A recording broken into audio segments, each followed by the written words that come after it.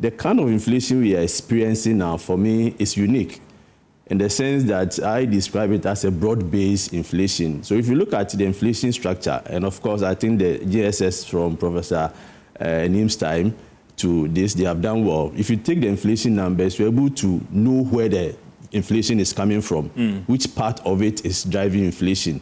So they have the food inflation, they have non-food inflation, they have the imported inflation, and they have the locally manufactured, inflation for locally manufactured goods. So all these things, if you look at it, you realize that they are all coming down at the same time. Usually you will see one part of it, one leg coming down, the other side also going up. Obviously, at a point in time, either you see imported inflation going up because our cedi was depreciating very fast, and so imported goods prices were very high, or you see food inflation going up because the rains didn't do well, and so we are struggling to produce food. But now all of them are doing very well. For me, it's a good news. This means that this is quite sustainable.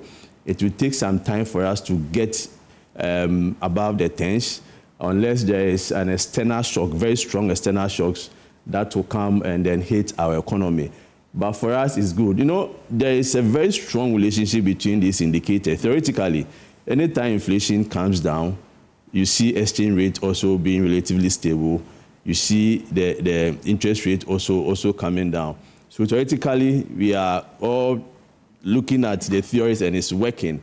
But we have had instances where empirically in economies, like developing economies, you have these numbers moving in different directions. But this shows that the theory is actually working. Because there have been a number of studies that have shown that when inflation is coming down, you see exchange rate also being stable and also coming down, and then you see interest rate coming down. But my challenge has to do with how these numbers are moving around.